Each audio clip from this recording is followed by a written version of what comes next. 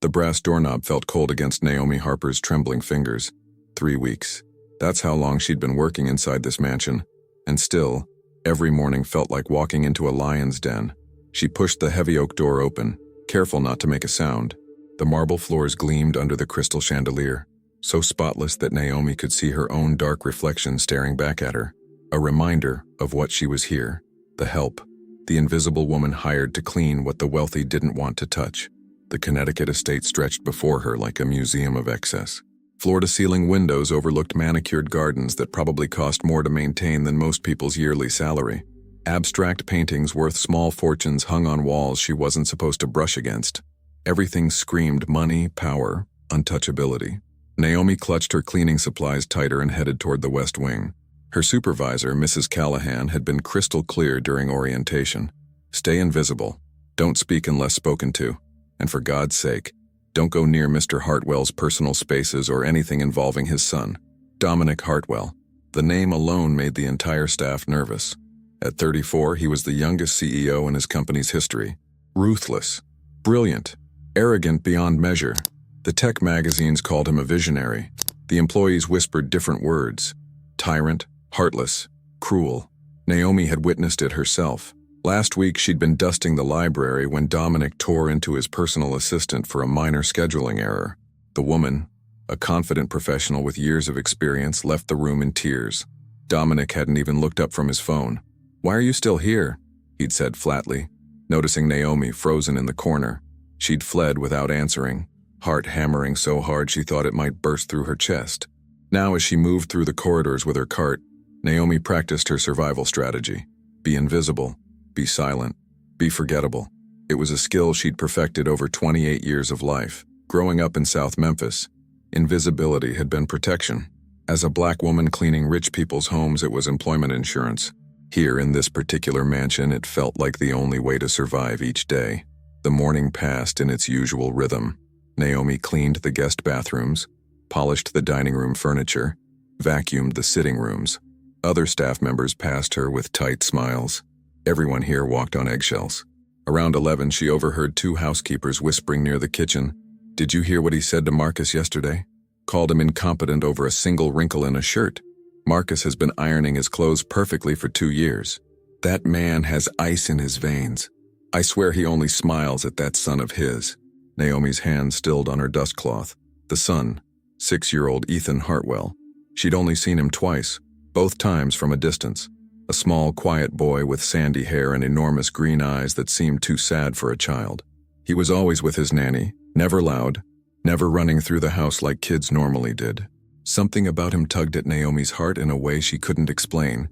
Or maybe she could explain it, she just didn't want to. Are you enjoying this story? If you want to see what happens next, hit that subscribe button. This channel is just starting out, and your support helps us bring you more incredible stories like this one. Let's grow together. Subscribe now. By early afternoon, Naomi was assigned to clean the second-floor hallway, the west wing. Her stomach clenched. This was closer to the family's private quarters than she'd ever been. Mrs. Callahan's warning echoed in her mind, but orders were orders. She pushed her cart quietly along the plush carpet, moving efficiently, keeping her eyes down. That's when she heard it. Crying. Soft. Muffled. Heartbreaking. A child's cry. Naomi froze, her breath catching in her throat. The sound was coming from behind a partially open door about 20 feet away. Ethan's room. She stood paralyzed, torn between her instructions and an instinct older than any job requirement. The crying continued. Small, helpless sobs that made something inside her chest crack wide open. Don't. You'll lose this job. You need this job. But the crying intensified. Desperate. Alone. Naomi's feet moved before her brain could stop them. She approached the door slowly, her heart pounding so violently she could hear it in her ears. She gently pushed the door wider and peered inside.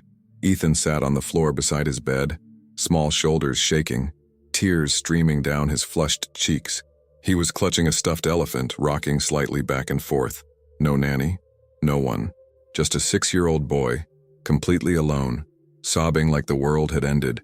Every maternal instinct Naomi possessed, instincts she'd buried deep, locked away, tried desperately to forget, roared to life. She couldn't stop herself. She stepped into the room. "Hey, sweetie," she whispered, her voice soft and gentle despite her fear. "Hey, it's okay. What's wrong?" Ethan's head snapped up, his tear-stained face a portrait of pure misery. He stared at Naomi with those enormous green eyes that seemed to look straight into her soul, and for just a moment something flickered across his expression. Recognition? Confusion? Something indefinable. Naomi knelt slowly, keeping her distance but radiating warmth.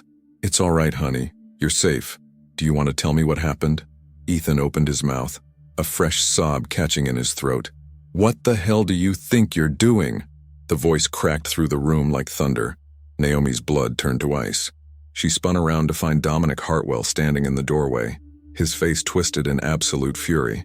His expensive suit couldn't hide the rage vibrating through his entire body. His eyes, cold, dark, merciless, locked onto Naomi with the intensity of a predator spotting prey. "Don't touch my son," he roared, storming into the room. Naomi scrambled backward, her hands raised instinctively in surrender. Terror flooded every nerve. She'd seen men like this before, men whose anger was a weapon, whose power was absolute. I'm sorry, Mr. Hartwell, I just heard him crying. I didn't mean—" "You don't mean anything!" Dominic's voice shook the walls. "Who the hell do you think you are? Coming into my son's room? Touching him? Do you understand you're fired? You're done. Get out of my house now!" Footsteps thundered in the hallway. Staff members appeared in the doorway. Mrs. Callahan, 2 housekeepers, the gardener. Everyone frozen in horror, watching the scene unfold. Naomi's vision blurred with tears. Humiliation crashed over her in waves. She couldn't speak, couldn't defend herself, couldn't do anything but stand there, small, terrified, powerless. This was it. She was finished, and she'd never even get to— "Daddy, stop." Ethan's small voice cut through the chaos. He was standing now, still clutching his elephant, tears still on his cheeks, but his eyes were locked on Naomi with an intensity that didn't belong on a 6-year-old's face. Dominic turned to his son, his expression softening slightly. "Ethan, stay back. This woman has no right to be near you." "But Daddy," Ethan's voice trembled. "She looks like—" "Like what?" Dominic's tone was sharp. "Ethan, go to your nanny now." Naomi's mouth went dry. Her heart hammered against her ribs. No, this can't happen, not like this. Not here, not now." But Ethan kept staring at her, and Naomi saw it. The recognition dawning in those green eyes. Recognition that shouldn't exist. Recognition that would destroy everything. And in that moment of absolute terror, with everyone watching, with her world collapsing, Naomi's lips trembled and she whispered something, barely audible, barely a breath, but heavy with a truth that had been suffocating her for 6 years. "I'm sorry," she whispered, her voice breaking. "I'm so sorry, baby. I never wanted to leave you." The room froze. Time stopped. The words hung in the air like shattered glass, each fragment cutting deeper than the last. "I never wanted to leave you." Dominic Hartwell's face drained of color. His mouth opened, but no sound came out. For the first time in his life, the man who commanded boardrooms and destroyed competitors with a single word stood completely speechless. Mrs. Callahan's hand flew to her mouth. The other staff members exchanged horrified glances, frozen in the doorway like statues witnessing something forbidden. But it was Ethan's reaction that shattered the silence. "Mama," the word was barely a whisper, small, broken, confused, but it exploded through the room like a grenade. Naomi's knees buckled. She pressed her hand against the wall to keep from collapsing, tears streaming freely down her face now. 6 years. 6 years of agony, of empty arms, of nightmares where she heard that exact word and woke up screaming into her pillow. "Mama," Ethan said again, louder this time, his little voice climbing with recognition and desperate hope. The stuffed elephant dropped from his hands. "Is it you? Is it really you?" "Stop!" Dominic's roar snapped everyone back to reality. He moved like lightning, positioning himself between Naomi and his son, his body a wall of fury and protection. "Ethan, get away from her. Now." But Ethan didn't move. His green eyes, those eyes, oh God, those eyes Naomi used to stare into when he was a baby, were locked on her face with an intensity that made her heart splinter into 1,000 pieces. You left me," Ethan whispered, and the accusation in his small voice was worse than any weapon. "I remember. I was little, but I remember. You were there and then you weren't. They said you were gone forever." Naomi's voice cracked. She wanted to explain, wanted to scream the truth, wanted to tell him everything. but the words lodged in her throat like stones. I had to. I didn't have a choice. You have no right! Dominic's voice cracked like a whip. He grabbed Ethan's shoulders, pulling the boy behind him. You abandoned him, disappeared without a trace, and now you show up here in my house pretending to be some innocent maid? What kind of sick game is this? The venom in his words struck Naomi like physical blows. She wrapped her arms around herself, feeling smaller than she'd ever felt in her life. Mrs. Callahan found her voice, stepping forward tentatively.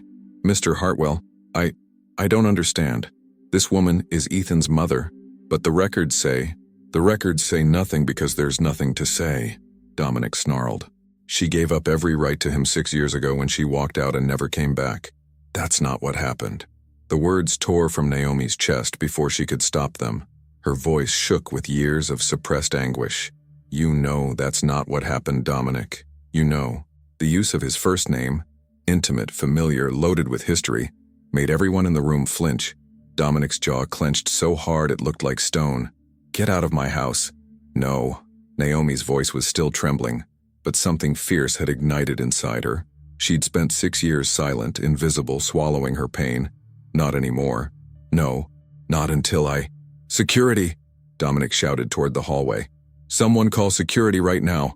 Daddy, don't! Ethan's cry was pure desperation. He tried to push past his father, but Dominic held him firmly in place.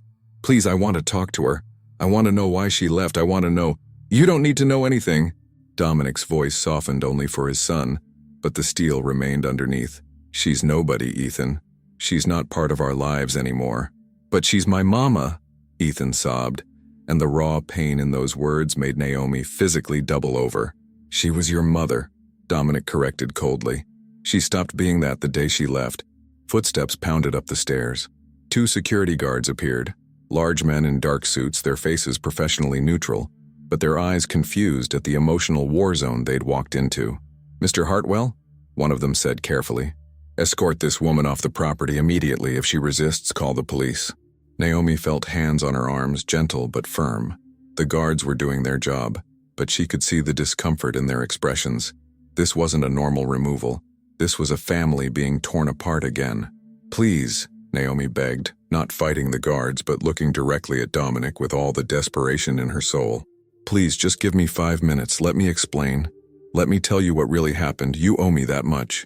I owe you nothing, Dominic hissed. You destroyed us. You broke him. Do you have any idea what the first year was like? He cried for you every single night. Every single night. He wouldn't eat, wouldn't sleep, wouldn't talk. He was 2 years old and you traumatized him so badly that I had to get him therapy before he could even form complete sentences. Each word was a dagger, and Naomi bled from every wound, because she knew. God, she knew. Those same nights Ethan cried for her. She'd been crying for him, in a different city, in different circumstances, with her heart carved out of her chest. I know, she whispered. I know I hurt him. I know I destroyed everything. But it wasn't my choice, Dominic. It was never my choice. Save your excuses. Dominic cut her off. I don't want to hear them. Take her out. The guards gently pulled Naomi toward the door. She didn't resist. What was the point? But her eyes never left Ethan's face. Her baby. Her son. The child she'd grown inside her body. The infant she'd nursed and rocked and sung to sleep. The toddler she'd been forced to abandon. Ethan, she said softly, tears falling freely. I love you. I've loved you every single day. I never stopped. Please believe me. Mama! Ethan screamed, struggling against Dominic's grip. Mama, don't go. Don't leave me again. Mama! The sound of her son's screams followed Naomi down the hallway, down the stairs, through the marble foyer. Each cry was a knife in her heart. The guards walked her to the front gates, their silence heavy with unspoken questions. When they released her outside the property, Naomi collapsed onto the sidewalk, her entire body shaking with sobs that came from the deepest parts of her soul. 6 years. She'd managed 6 years of surviving the unbearable. And in 3 weeks of working in that mansion, trying desperately to be near her son without revealing herself, trying to catch glimpses of him, trying to make sure he was okay, everything had exploded. Her phone buzzed. Through blurred vision, she saw a text from an unknown number. You have 24 hours to leave Connecticut. If you're still here tomorrow, there will be legal consequences. Stay away from my son. D.H. Naomi stared at the message, her hands trembling so badly she almost dropped the phone. But Dominic didn't know everything. He didn't know why she'd really come back. He didn't know what she'd discovered 3 months ago, the truth that had brought her to his doorstep disguised as a maid, desperate and terrified. He didn't know that Ethan was in danger. Back inside the mansion, chaos reigned. Dominic stood in Ethan's room, his heart hammering, his mind racing, his carefully constructed world crumbling around him. Ethan was sobbing uncontrollably on the bed, and nothing Dominic did could calm him. "She came back," Ethan cried into his pillow. "She came back and you made her leave."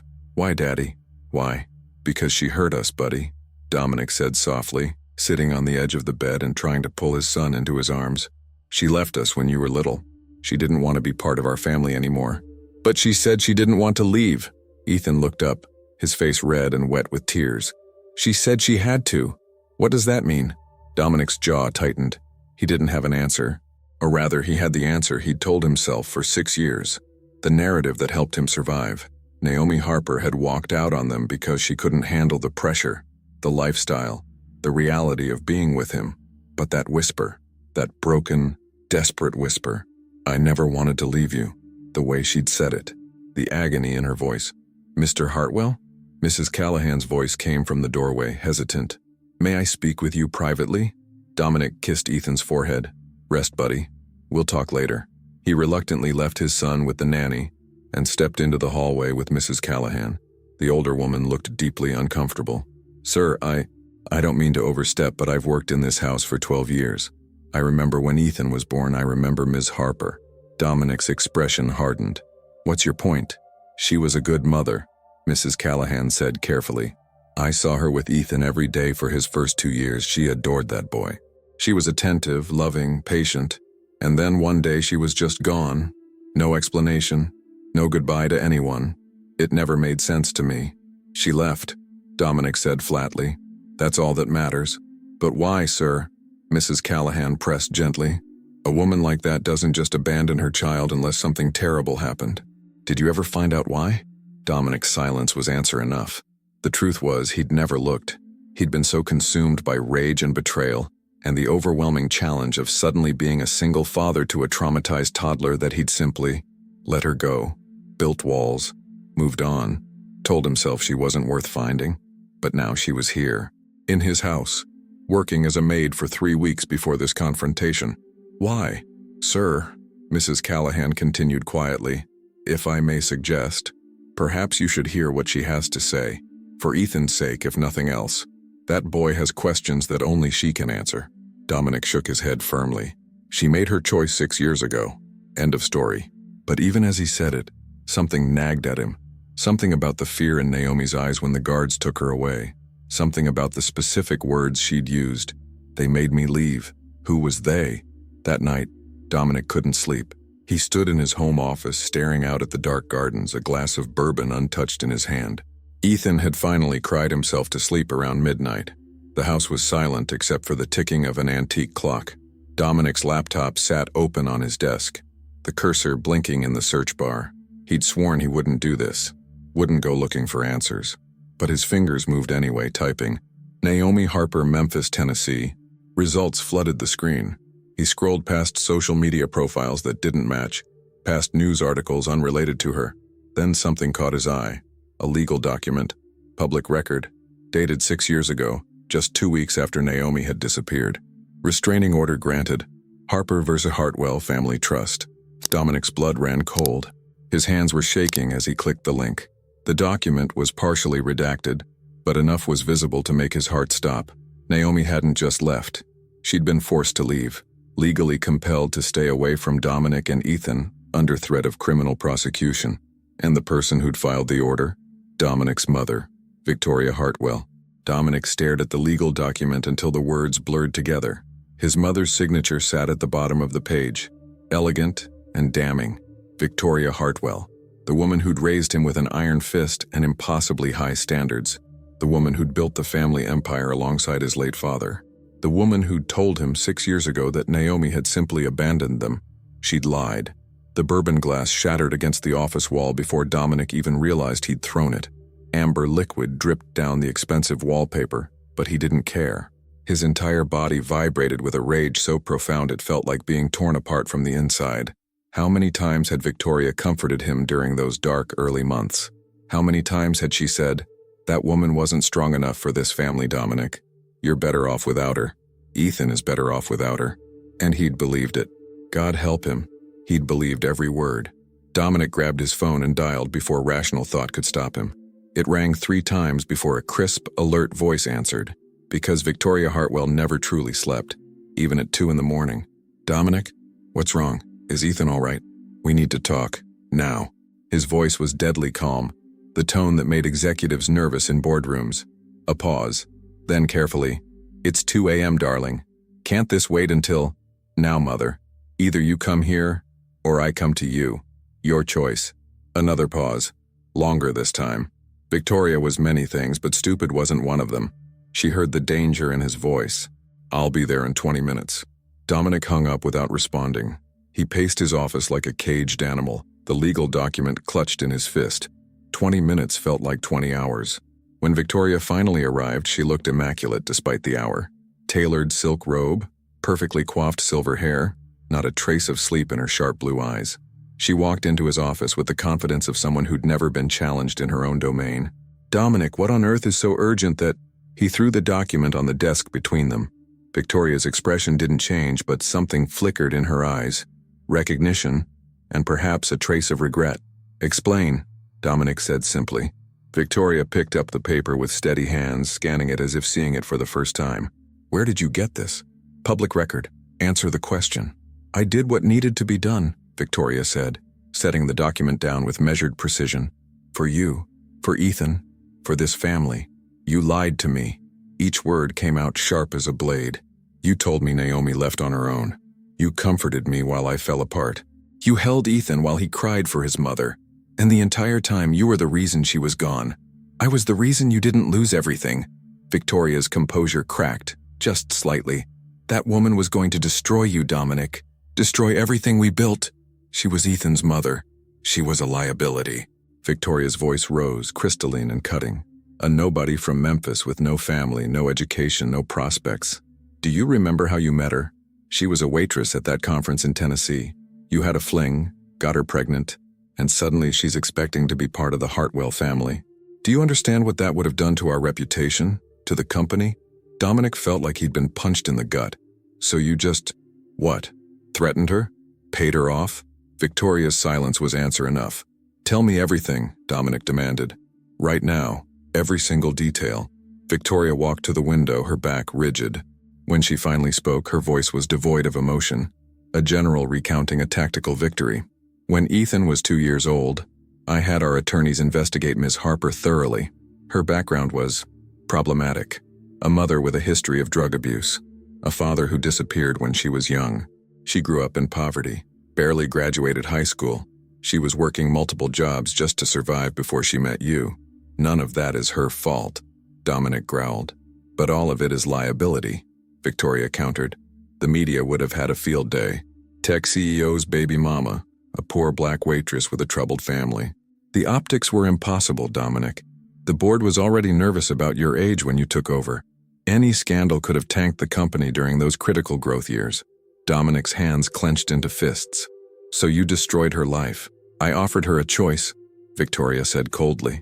$2 million, a non-disclosure agreement, and a restraining order keeping her away from you and Ethan. Or I'd use every legal resource at our disposal to paint her as an unfit mother. Her family history, her financial instability, everything. I'd have ensured she never saw Ethan again anyway, but without a penny to show for it. The room spun. Dominic gripped the edge of his desk to steady himself. "She was 22 years old," he whispered. "She was barely more than a kid herself. She was an adult who made a choice," Victoria said flatly.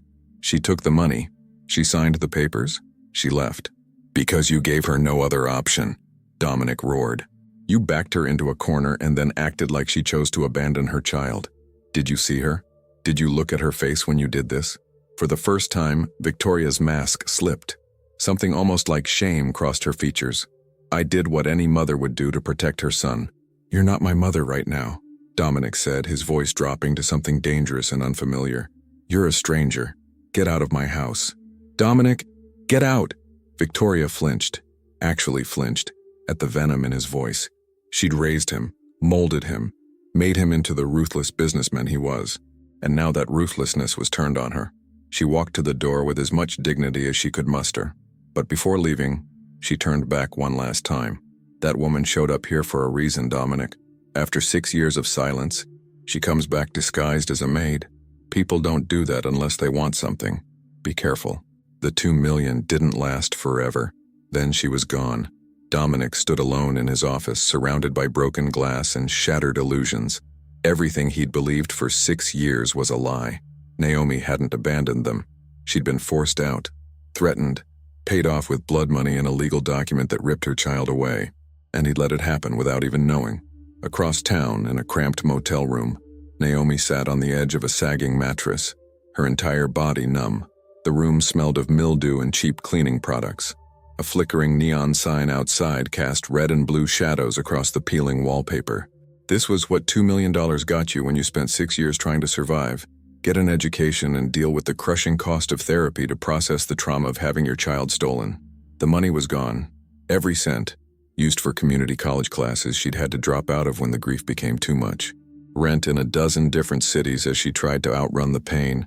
Medical bills when the depression got so bad she couldn't get out of bed. And finally, a private investigator. That's what had brought her back. The PI's report, delivered 3 months ago in a plain manila envelope. Naomi pulled it from her bag now, hands shaking.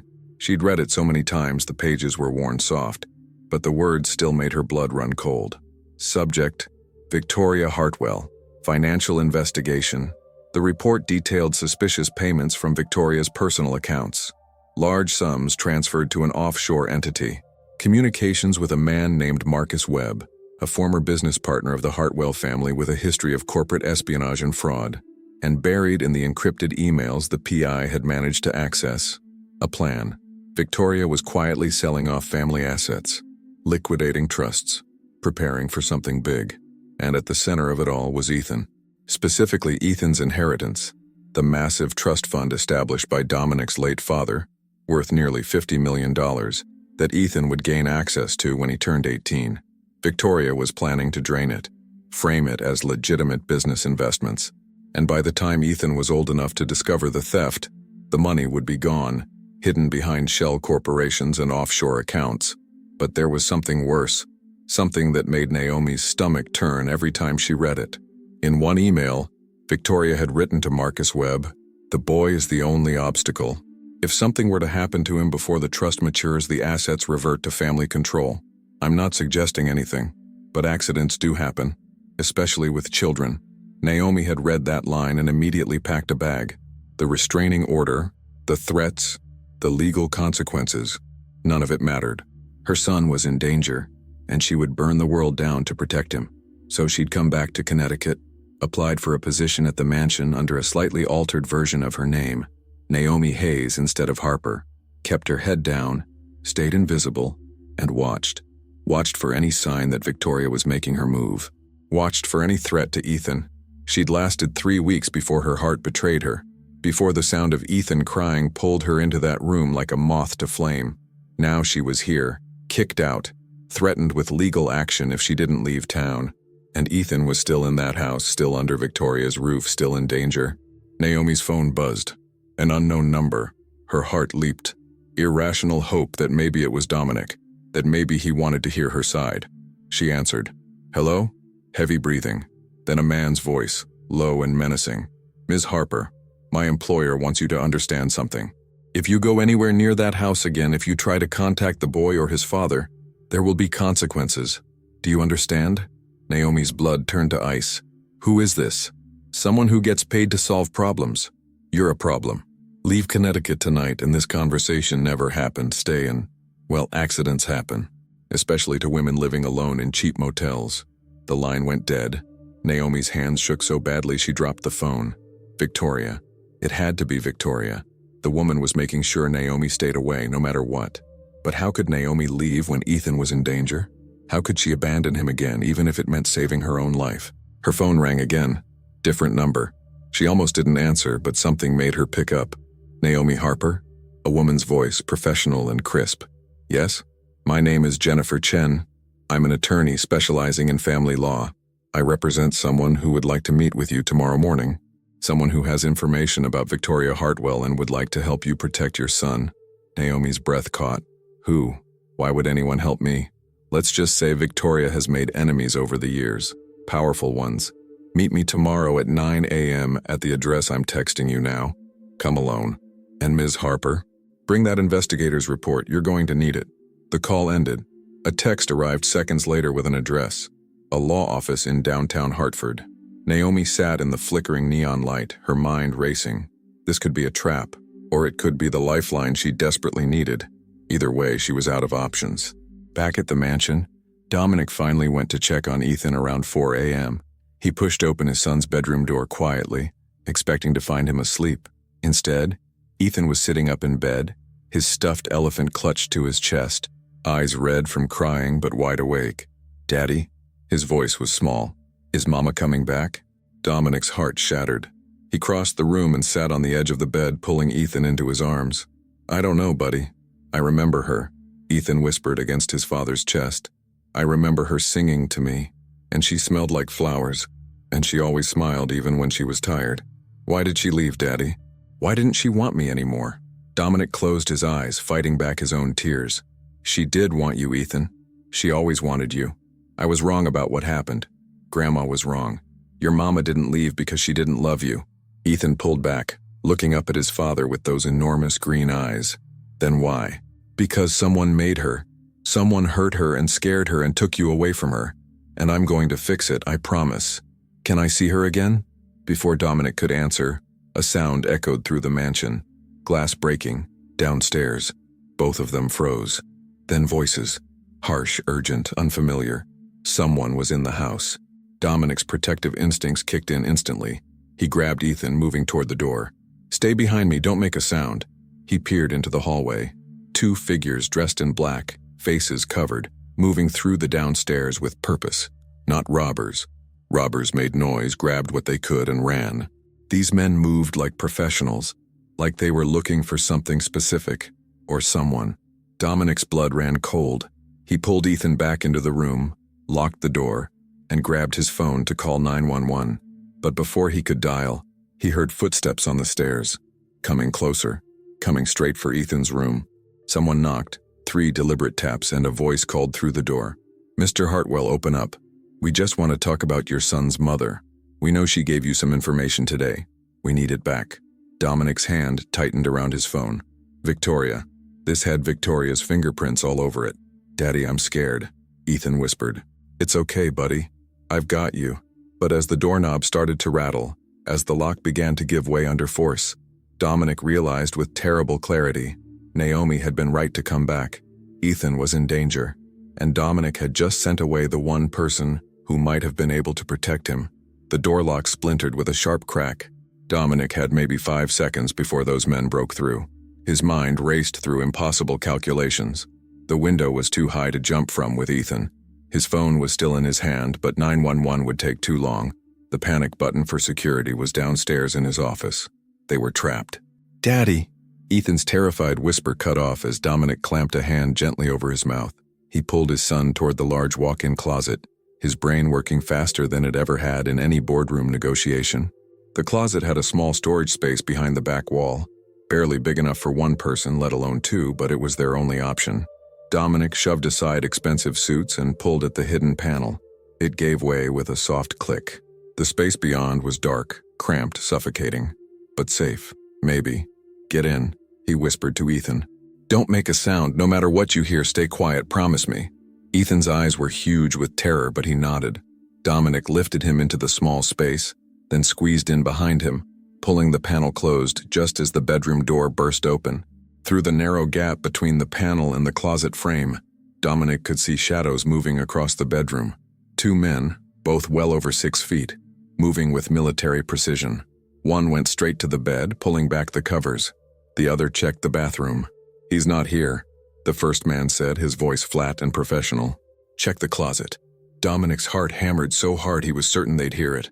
He wrapped his arms around Ethan, holding his son against his chest, feeling the boy's rapid heartbeat through his thin pajamas. In the darkness, Ethan's breath came in small, panicked gasps. "Shh," Dominic breathed, barely audible. "I've got you." Footsteps approached the closet. The door swung open.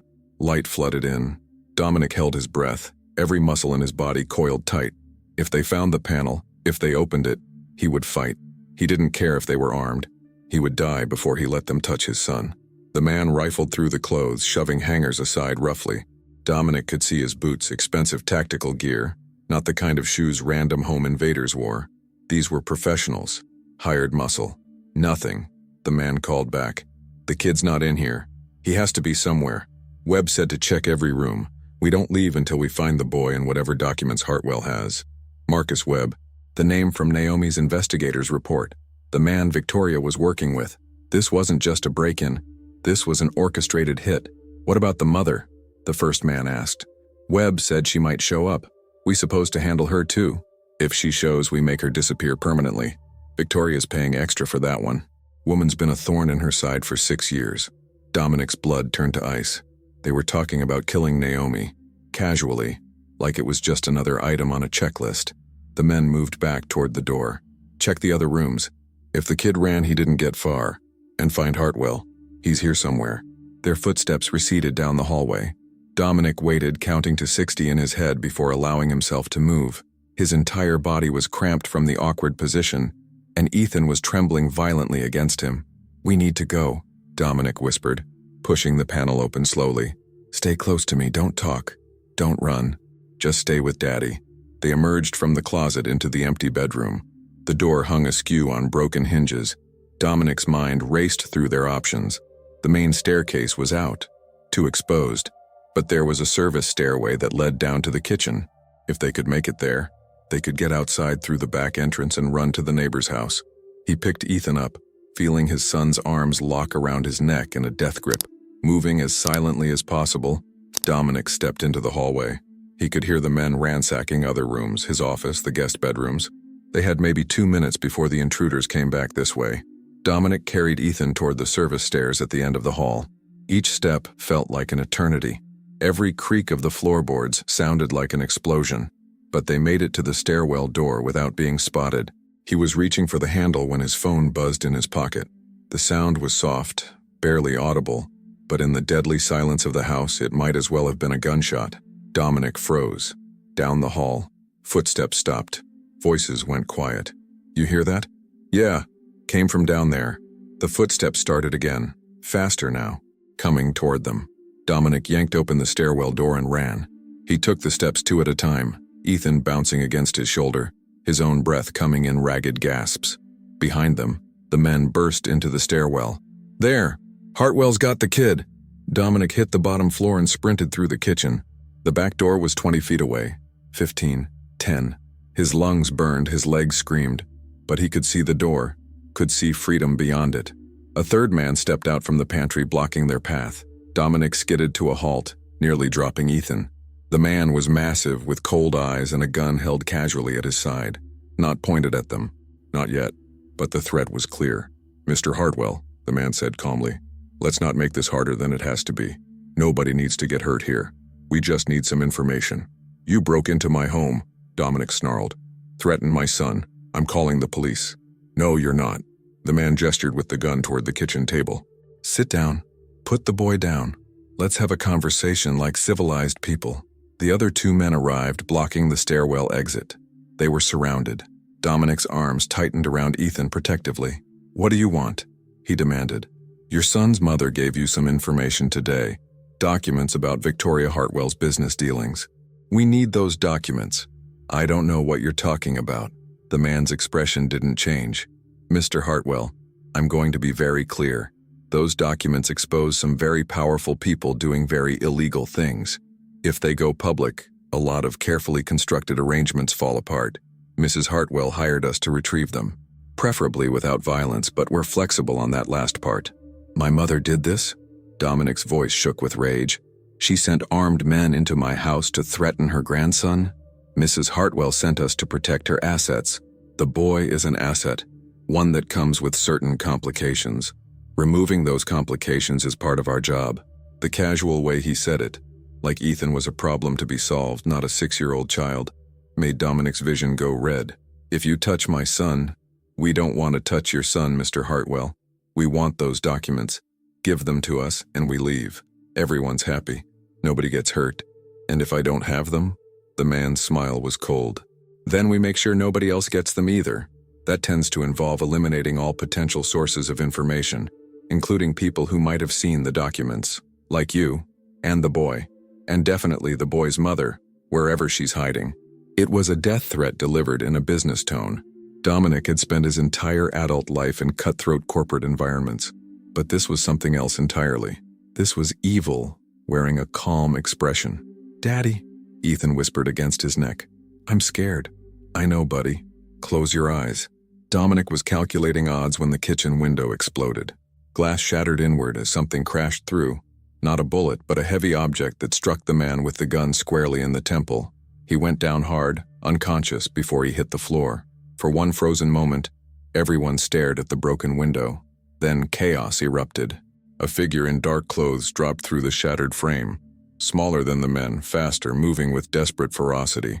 Before anyone could react, the intruder grabbed a cast-iron skillet from the counter and swung it in a wide arc, connecting with the second man's face with a sickening crack. The third man lunged, but the intruder was already moving. A kick to the knee sent him stumbling. Another swing of the skillet and he was down too, groaning and clutching his head. 3 men neutralized in under 10 seconds. The intruder turned, chest heaving, skillet raised defensively, and Dominic's world stopped. Naomi. She stood in his kitchen covered in blood that wasn't hers. Her hair wild, her eyes fierce and terrified and absolutely feral with maternal protection. She looked like she'd fought her way through hell to get here. "Are you hurt?" she gasped, her eyes scanning Ethan frantically. "Is he okay? Did they touch him?" "We're fine," Dominic managed. "How did you—" "I followed you," she said quickly. "After they threw me out, I couldn't leave. I stayed outside the property, watching. I saw these men break in. I heard them talking about hurting you both." Her voice cracked. "I couldn't let them. I couldn't—" She swayed suddenly, and Dominic realized she was injured. Blood seeped through her shirt from a wound on her side. She'd been hurt getting in, but she'd fought anyway for them. "You're bleeding," he said. "I'm fine." But she wasn't. She was pale, shaking, running on pure adrenaline. "Dominic, we need to call the police right now, your mother—" "I know," he interrupted. "I found the restraining order. I know what she did to you 6 years ago. I know everything." Naomi's eyes filled with tears. "Then you know why I had to come back. The trust fund. The documents. She's planning something terrible. These men said—" "I heard what they said." Dominic carefully set Ethan down but kept him close. "Naomi, I'm sorry. God, I'm so sorry. I should have looked for you. I should have questioned everything. I should have—" "Mama?" Ethan's small voice cut through the apology. He was staring at Naomi with a mixture of awe and desperate hope. "You came back. You saved us." Naomi's face crumpled. She dropped to her knees, ignoring her injury, and opened her arms. "Baby, I'm here. I'm so sorry. I'm here now." Ethan hesitated for just a moment. 6 years of abandonment warring with instinct and genetic memory. Then he ran to her, crashing into her arms with a sob that came from the depths of his soul. "I missed you," he cried into her shoulder. "I missed you so much. I thought you didn't want me anymore." "Never," Naomi whispered fiercely, holding him like she'd never let go again. "Never, ever, ever. I wanted you every single day, every single second. You're my baby. You're my whole heart." Dominic watched them, his own eyes burning. 6 years.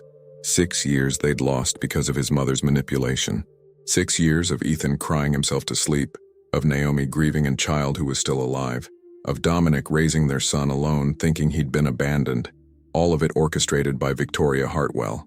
One of the men on the floor groaned, starting to regain consciousness. Reality crashed back. "We need to go," Dominic said urgently. "Now, before they wake up." He called 911 while they moved toward the door, giving their location and a rapid explanation of the break-in. Then he ushered Naomi and Ethan outside into the cool, pre-dawn air. Naomi stumbled and Dominic caught her. Up close, he could see how badly hurt she really was. The wound on her side was deep, still bleeding. She'd probably needed stitches 10 minutes ago. "You need a hospital," he said. "I need to make sure Ethan is safe first." But her voice was weak. She was fading fast. Police sirens wailed in the distance, getting closer. Dominic held Naomi up with one arm while Ethan clung to her other side. All three of them huddled together on the mansion's front lawn. "The documents," Naomi said urgently. "Did you read them? Did you see what Victoria's planning?" "I saw some of it. The trust fund theft. But Naomi, those men said something else. They said Victoria wants you eliminated permanently. You can't stay in Connecticut. Even with police protection, she has resources. She has connections. She'll find a way to—" "I'm not leaving him again," Naomi said fiercely. "I don't care what she threatens. I don't care what happens to me. I'm not losing my son twice." "You won't have to." Dominic's voice was steel. "Because my mother is going to pay for what she's done. To you, to Ethan, to all of us.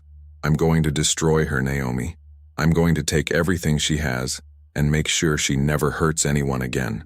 Police cars screeched to a halt in the driveway, lights flashing red and blue across the mansion's facade. Officers poured out, weapons drawn, shouting orders. As Dominic raised his hands to show he wasn't a threat, as Ethan pressed closer to his mother, as Naomi's legs finally gave out and she collapsed into Dominic's arms.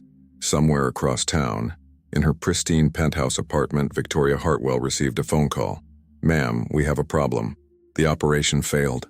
Hartwell got away with the boy, and the mother showed up. She took down 3 of our men." Victoria's hand tightened on her phone until her knuckles went white. "Unacceptable. Where are they now?" "Police are on scene. We had to abort." "Ma'am, with all due respect, this is getting too hot. Maybe it's time to finish this," Victoria interrupted coldly. "That woman has been a cancer on this family for too long. If she won't disappear quietly, we'll have to be more direct. Contact Webb. Tell him to activate the contingency plan." "The one involving the boy?" "Yes. If we can't control the situation, we eliminate it entirely. I want this resolved within 48 hours. No loose ends, no witnesses, no mistakes. And if your son interferes?" Victoria was silent for a long moment.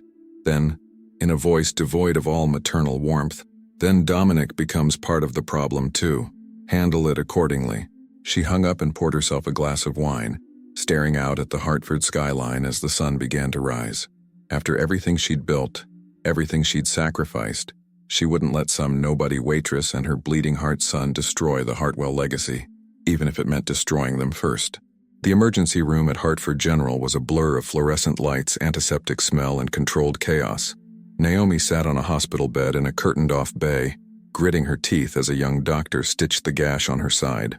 14 stitches.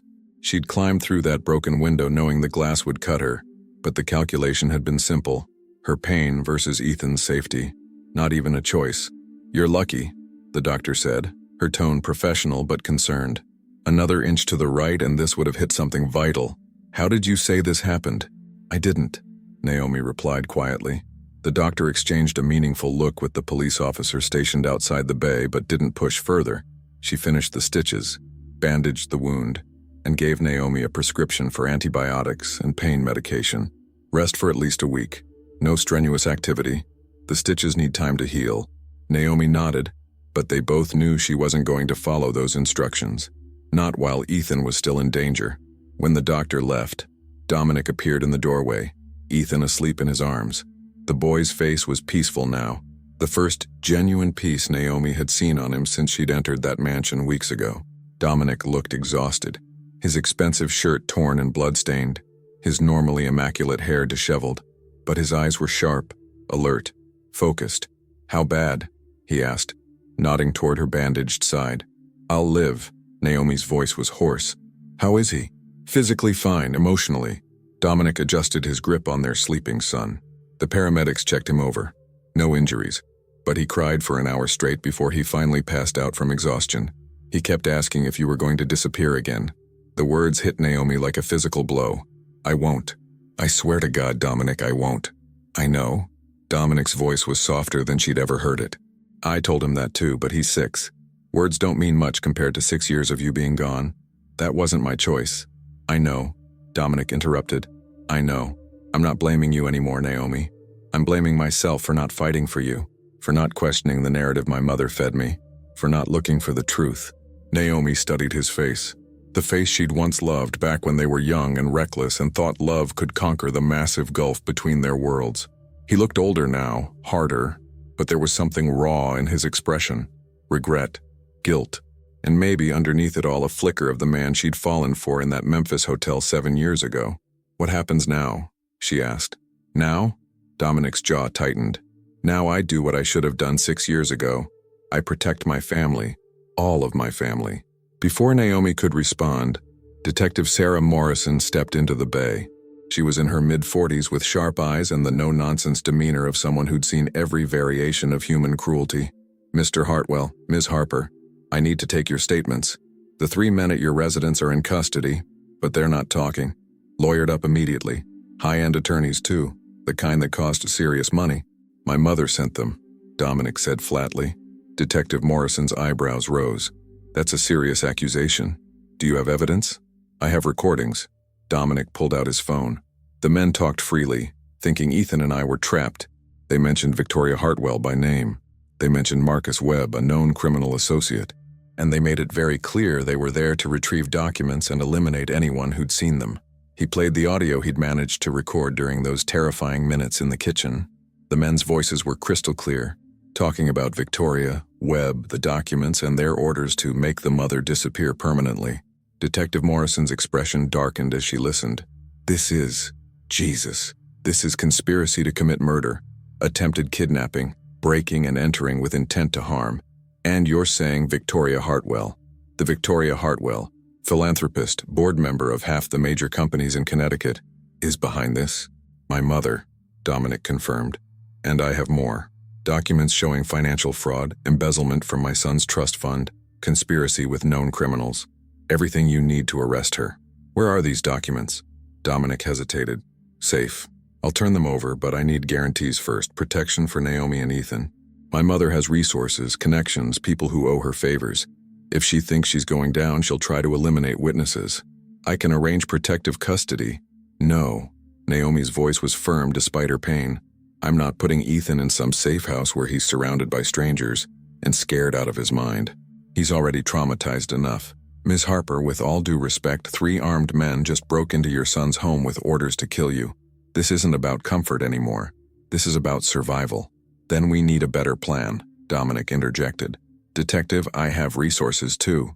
Private security, safe locations, the ability to move quickly if needed. Give me 24 hours to get my family somewhere secure. Then, I'll give you everything you need to put my mother away for the rest of her life. Detective Morrison studied them both carefully. You understand that vigilante justice isn't justice, Mr. Hartwell? Whatever your mother did to you, to Ms. Harper, to your son, the law has to handle it. I'm not interested in vigilante justice, Dominic said coldly. I'm interested in making sure my son lives to see his 7th birthday, and that his mother doesn't get murdered because my own mother decided she was inconvenient. So yes, I'll cooperate fully with law enforcement, but first I'm protecting what's mine. The detective was quiet for a long moment. Then she nodded. 24 hours. But Mr. Hartwell, if your mother runs, if evidence disappears, if anything happens to compromise this investigation, it won't. You have my word. Your word and $1,000 will buy me a good lawyer when the DA asks why I let the primary witness in a conspiracy case walk out of this hospital.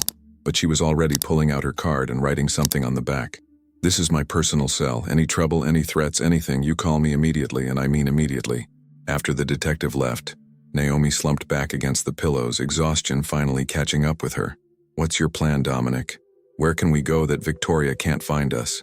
My father's hunting lodge, upstate New York, middle of nowhere. Only a handful of people even know it exists, and my mother never went there. She hated the wilderness. It's off the grid, secure, and it has everything we need to lay low for a few days while the police do their work. And after that, Dominic's expression was grim. After that, I make sure my mother can never hurt anyone again. I'm going to dismantle her empire piece by piece. Every board position, every charity organization, every social connection. By the time I'm done, Victoria Hartwell will be nothing but a name in a legal filing. The venom in his voice was startling. Naomi had seen Dominic angry before, but this was different. This was personal. This was a son realizing his mother was a monster. Dominic, Naomi said quietly, she's still your mother. No, he said flatly. Mothers protect their children. They don't threaten to kill their grandchildren for money. Victoria stopped being my mother the moment she sent armed men into my home. Ethan stirred in his arms, making a small, distressed sound in his sleep. Immediately, Dominic's entire demeanor softened. He rocked the boy gently, murmuring soothing words until Ethan settled again. Watching them, Naomi felt her heart break and heal simultaneously. This was what she'd missed. 6 years of moments like this. 6 years of watching Dominic be a father, of being a mother herself, of being a family. "I dreamed about this," she whispered. "Every night for 6 years. I'd dreamed that I was back with you both, and we were just normal, happy. And then I'd wake up and remember that your mother had paid me to disappear, and I'd signed legal documents saying I'd never see my baby again, and the pain would start all over." Dominic's eyes met hers across the small hospital bay. "She told me you took $2 million and left without looking back. I took the money because I was terrified," Naomi admitted. "Your mother showed me pictures of you, Ethan, the mansion. She showed me what you could give him versus what I could give him. A 1-bedroom apartment in a bad neighborhood, working 3 jobs just to afford diapers.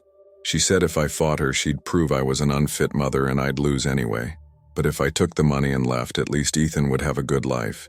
At least he'd be safe." You believed her. I was 22 years old, Dominic. I'd grown up poor, watching my mother struggle and fail. Victoria Hartwell walked into my life like God himself, all power and money and absolute certainty.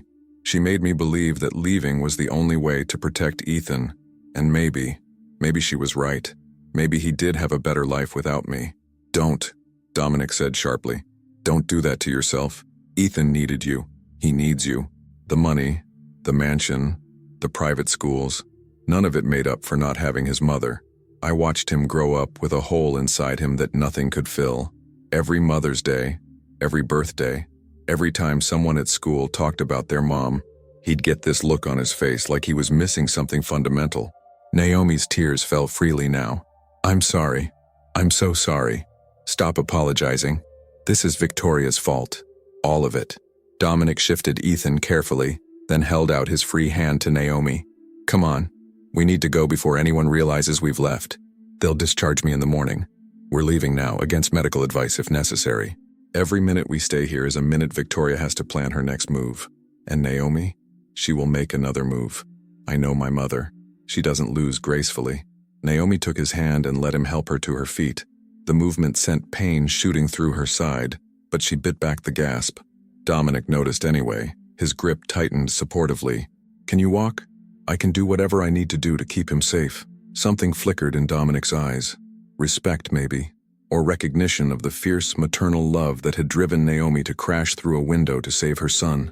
They made their way through the hospital corridors, Dominic carrying Ethan while Naomi walked beside them, trying not to limp. A nurse called after them about discharge papers, but Dominic kept moving. In the parking lot, a sleek black SUV waited, probably called by Dominic while Naomi was getting stitches. The driver opened the door without question. This was the kind of money and power that made things happen instantly. No questions asked. The kind of money and power that Victoria had used to rip Naomi's life apart. As they drove through the dark streets of Hartford, Ethan finally woke up. He blinked in confusion, then saw Naomi beside him and immediately crawled into her lap, ignoring his father's protests about seatbelts. "You're still here," he whispered, touching her face like he needed to confirm she was real. "I'm still here, baby, and I'm not going anywhere. Promise?" Naomi looked at Dominic over Ethan's head. He nodded slightly. Permission, agreement, commitment. "I promise," Naomi said. "Never again, Ethan, I promise." Ethan buried his face against her chest, and Naomi wrapped her arms around him despite the pain in her side. This was worth every stitch, every scar, every moment of fear. They drove for hours, leaving the city behind for increasingly rural roads. Ethan dozed off again and Dominic made several phone calls, arranging security, contacting his attorneys, mobilizing resources. Naomi listened, marveling at the casual way he commanded entire teams with a few words. This was the man Victoria had trained, the CEO who ran a billion-dollar company. But it was also the man who'd been gentle with their terrified son, who'd apologized for believing lies, who'd chosen to protect them instead of his mother. "Naomi," Dominic said after ending another call, "I need to ask you something. That investigator's report, how much of Victoria's plan do you actually know?" "Enough to know Ethan was in danger. The embezzlement, the plan to drain his trust fund, the communications with Webb about making problems disappear. Why? Because my lawyers just found something. Victoria didn't just plan to steal Ethan's inheritance. She planned to have him declared mentally incompetent when he turned 18, using falsified medical records showing a degenerative condition.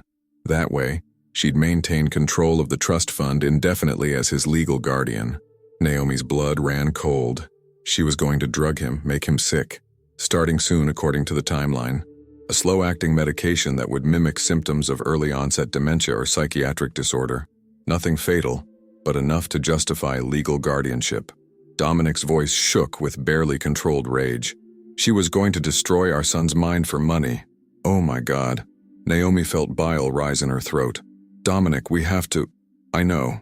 That's why we're going to the lodge. I'm getting every document, every email, every piece of evidence organized. Then I'm handing it all to the police, the FBI, whoever will listen. Victoria is done. I don't care if she's my mother. I don't care about the family name or the scandal. She tried to hurt my son and she's going to pay. The SUV turned onto a narrow, unmarked road. Trees closed in on both sides, branches forming a canopy overhead. They drove for another 20 minutes before a cabin appeared, though cabin was misleading. This was a luxury lodge, all exposed timber and floor-to-ceiling windows nestled into the mountainside like it had grown there. The driver helped them inside. Security personnel were already there, checking the perimeter, installing additional cameras. Dominic had mobilized an entire operation in the hours since the attack. Naomi carried Ethan upstairs to one of the bedrooms, tucking him into a massive bed. He stirred when she tried to pull away. "Stay," he mumbled. "Please stay." So she lay down beside him, ignoring the pain in her side, and held her son while he slept. Tears streamed silently down her face. 6 years. 6 years she'd missed of this. But she was here now, and she'd die before she let Victoria Hartwell take this from her again. In Hartford, Victoria received the news that Dominic had disappeared with the boy and Naomi. She stood in her penthouse, phone pressed to her ear, listening to Marcus Webb explain how everything had fallen apart. "They're gone, Victoria. Hartwell's not at the mansion, not at any of his properties we know about. He's taken the woman and the kid somewhere off-grid, and the police have the 3 men we sent. It's only a matter of time before nothing," Victoria interrupted coldly. "Those men don't know anything that can be traced back to me. Everything was arranged through intermediaries. As for Dominic, he'll surface eventually. And when he does, we'll be ready. With all due respect, Mrs. Hartwell, maybe it's time to cut our losses. The situation is too hot. The documents are probably with the police by now.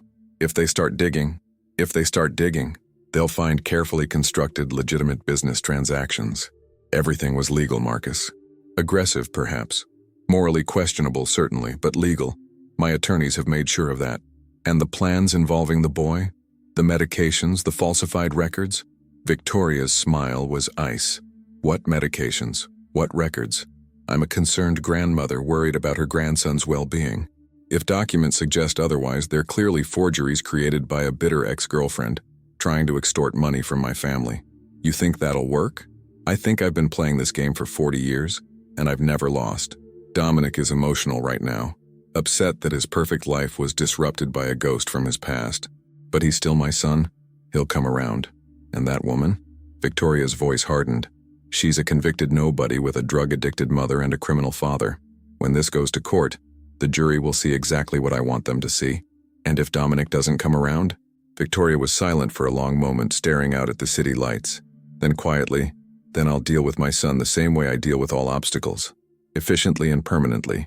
She hung up and poured herself another glass of wine.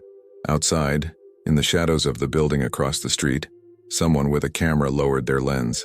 They'd gotten everything: the phone call, the confession, the threats, and in the morning that recording would be sitting on Detective Morrison's desk. Victoria Hartwell's empire was about to come crashing down. She just didn't know it yet. Dawn broke over the mountains, painting the sky in shades of gold and pink. Naomi woke to find Ethan still curled against her, one small hand clutching her shirt like he was afraid she'd vanish if he let go. Her side throbbed, the stitches pulling with every breath, but she didn't move. This pain was nothing compared to 6 years of emptiness. Dominic appeared in the doorway, 2 coffee cups in hand. He looked like he hadn't slept at all. Dark circles shadowed his eyes and his jaw was tight with tension. "Detective Morrison called," he said quietly, handing Naomi a cup. "Victoria's been arrested." Naomi sat up carefully, trying not to wake Ethan. "What? When?" 2 hours ago. Apparently someone recorded her on the phone last night making threats. Detailed threats about eliminating witnesses, falsifying evidence, everything.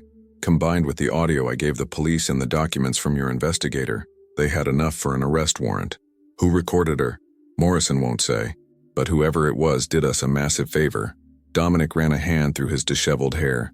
FBI's involved now too. The embezzlement from Ethan's trust crosses state lines, which makes it federal. They're tearing apart Victoria's finances as we speak. Naomi's hand trembled around the coffee cup. It's really over? Not yet. She's already posted bail. $5 million like it was pocket change.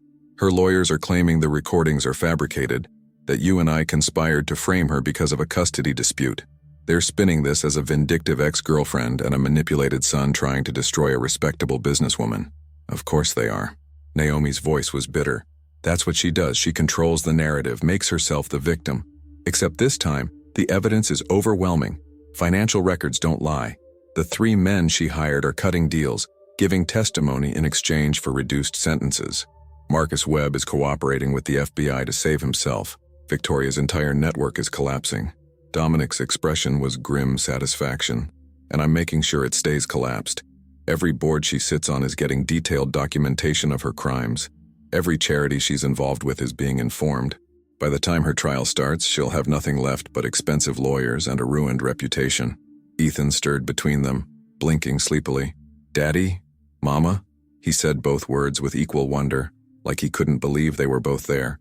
Hey, buddy, Dominic said softly, sitting on the edge of the bed. How'd you sleep?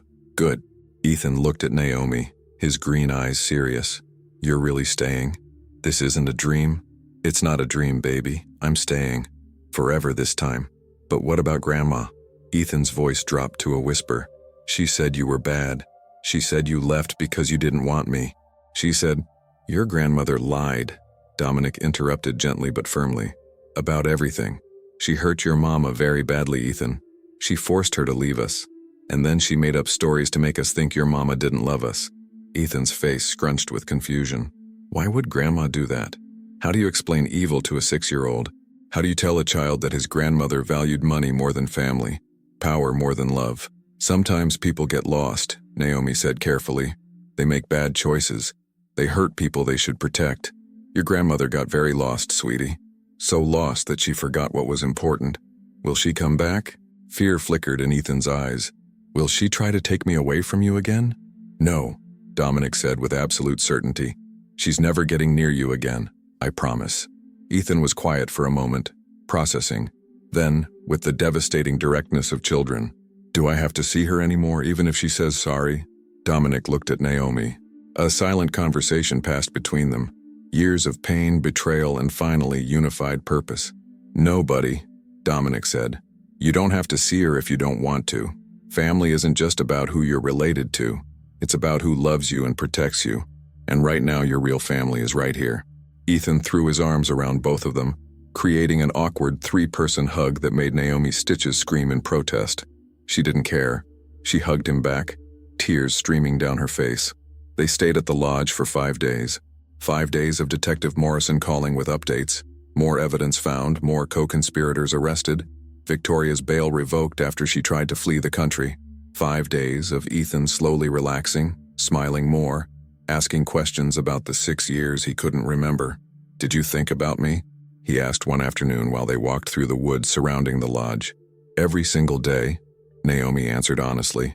I thought about your first day of school, your first lost tooth, every birthday. I tried to imagine what you looked like, what you sounded like, whether you were happy. Were you sad? Yes, baby. I was very sad. The saddest I've ever been. Daddy was sad too, Ethan said matter-of-factly. He doesn't talk about it, but sometimes I heard him crying at night when he thought I was asleep. Naomi glanced back at Dominic, who was following several steps behind, giving them space but staying close. Their eyes met, and something passed between them. Recognition of shared grief, shared loss, shared love for this child. On the 6th day, they returned to Hartford for Victoria's preliminary hearing. The courthouse was surrounded by media, cameras, reporters, news vans from every major network. The fall of Victoria Hartwell was front-page news, not just because of the crimes, but because of who she was. A pillar of Connecticut society, a philanthropist, a respected businesswoman, and secretly, A monster. Naomi, Dominic, and Ethan entered through a side entrance flanked by security. Detective Morrison met them inside. "She's pleading not guilty to all charges," Morrison said. "Her lawyers are arguing entrapment, claiming the recordings are inadmissible, attacking the credibility of every witness. It's going to be a fight." "Let them fight," Dominic said coldly. "We have time, and we have truth." They took their seats in the courtroom. Naomi held Ethan's hand on one side, Dominic on the other. When Victoria was led in, dressed impeccably in a designer suit, her silver hair perfect, her expression calm, Ethan tensed. "That's Grandma," he whispered, "but she looks different." Victoria did look different. The warm, doting grandmother mask was gone. In its place was something cold and calculating. She scanned the courtroom with the detachment of someone surveying a chessboard, looking for weaknesses to exploit. Her eyes landed on Dominic, Naomi, and Ethan, all sitting together, a united front. For just a moment, something flickered across her face. Surprise? Regret? It was gone before Naomi could identify it. The hearing proceeded with legal efficiency. Charges were read: conspiracy to commit murder, embezzlement, fraud, attempted kidnapping, witness intimidation. The list went on and on. Victoria's lawyer argued for bail reinstatement. The prosecutor argued she was a flight risk. She'd already tried to leave the country once. The judge agreed with the prosecution. Victoria would remain in custody pending trial. As she was led away, Victoria turned one last time. Her eyes found Dominic's. "You'll regret this," she said clearly. "I'm still your mother." "No," Dominic replied, his voice steady. "You stopped being my mother when you threatened my son. You're just a criminal now." Victoria's mask finally cracked. Rage, pure and venomous, twisted her features, but the bailiff was already ushering her out, and her shouts of protest faded behind closing doors. Ethan buried his face against Naomi's side. "I don't like her anymore," he whispered. "You don't have to, baby. You don't have to like her or forgive her or anything. You just have to be okay." "I think I'm okay," Ethan said slowly. "Now that you're here, I think I'm okay." 3 months later, the trial was still ongoing.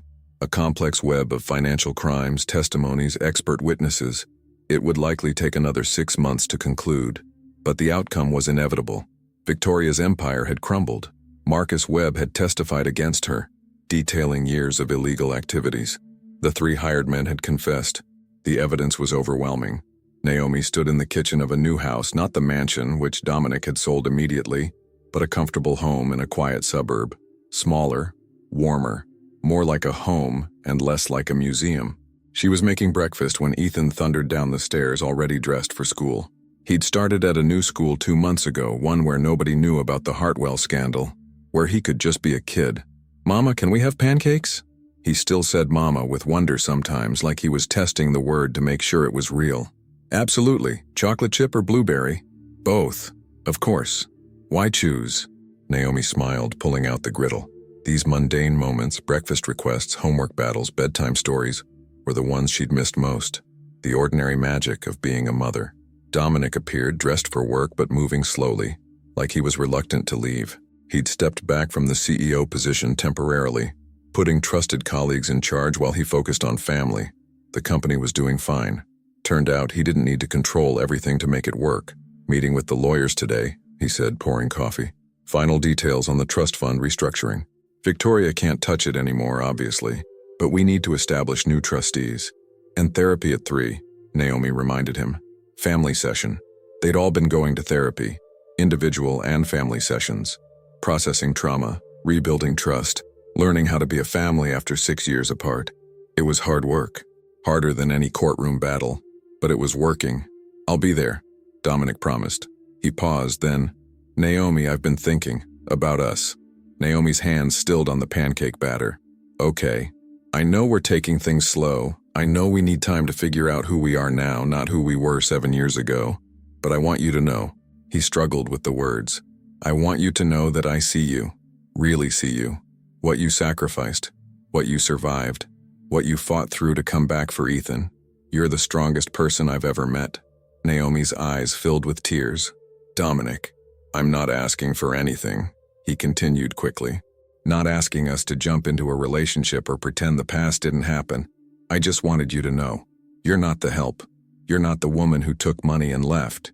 You're Ethan's mother, and you're someone I'm proud to co-parent with, someone I respect, He trailed off, but the unspoken words hung between them. Someone I could love again, someone I maybe never stopped loving. One day at a time, Naomi said softly. That's what the therapist said. We take it one day at a time and see where we end up. One day at a time, Dominic agreed. Ethan ran back into the kitchen, oblivious to the charged moment. Is it pancake time yet? It's always pancake time, Naomi said, blinking away tears and focusing on the griddle. Set the table, baby. As Ethan grabbed plates, chattering about a science project at school, Naomi caught Dominic's eye across the kitchen. They smiled at each other. Tentative, hopeful, real. They weren't perfect. They had years of healing ahead of them. Victoria's trial would drag things back into the public eye periodically. Ethan would have bad days when the trauma resurfaced. There would be fights and setbacks and moments of doubt. But they were together. That's what mattered. 6 months later, Victoria Hartwell was sentenced to 15 years in federal prison. The judge called her crimes a breathtaking betrayal of family trust and moral duty. She showed no emotion as the sentence was read, her face a mask of cold indifference. But in the courtroom, sitting between Naomi and Dominic, Ethan let out a breath he'd been holding for months. It's really over? He whispered.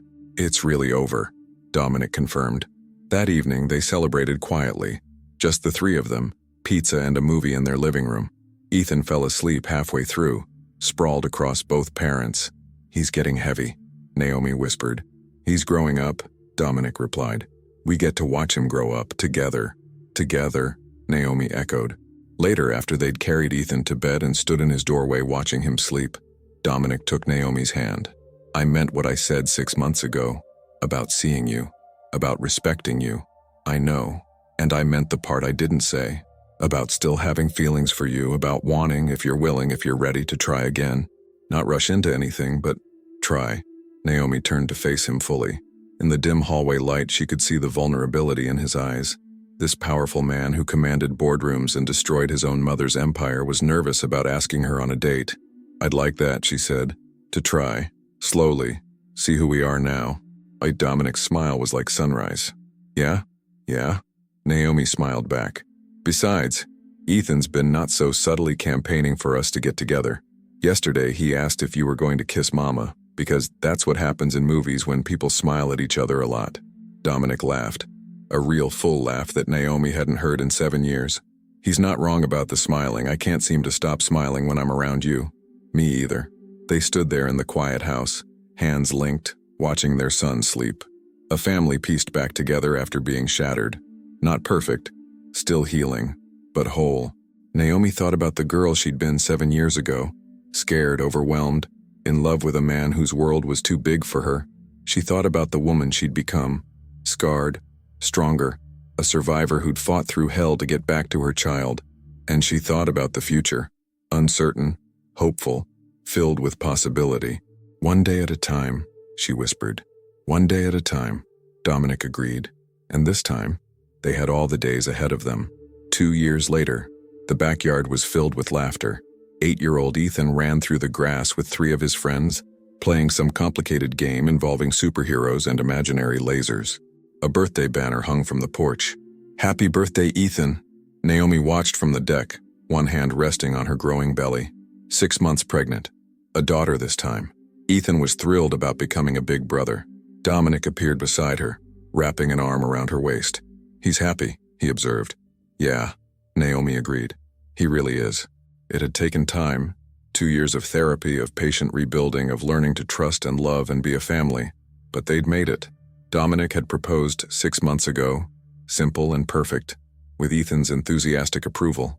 They'd married quietly, just family and close friends, no media, no spectacle, just love. Victoria was still in prison. She'd tried to appeal multiple times. Each appeal was denied. Dominic visited her once, to tell her she had a granddaughter on the way and that she would never meet her. Victoria had responded with cold silence. Some people never changed, but others did.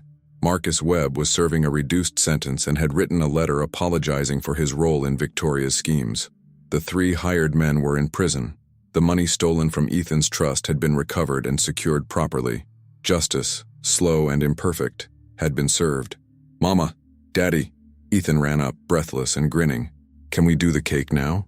"Absolutely," Naomi said. "Go wash your hands first." As Ethan ran inside, Dominic pulled Naomi closer. "I love you," he said simply. "I know I say it a lot now, but I spent 6 years not saying it, so I'm making up for lost time." "I love you too," Naomi replied. "And you can say it as many times as you want. I'll never get tired of hearing it." They kissed, soft, sweet, real, while children's laughter echoed from the yard and birthday candles waited to be lit. This was their happy ending. Not perfect, not without scars, but earned through suffering and sacrifice and the fierce determination to protect what mattered most: family. And this time no one could take it away. As the sun set over their backyard, casting golden light across the celebration, Ethan blew out his candles. "I wished for us to always be together," he announced, ignoring the rule about keeping wishes secret. Naomi kissed his forehead. "That's one wish that's already come true, baby." Dominic lifted his son onto his shoulders while Naomi rested her hand on her belly, feeling their daughter kick. Somewhere in a prison cell, Victoria sat alone with her choices. But here, in this moment, her shadow couldn't reach them anymore. They were free, they were whole, they were home.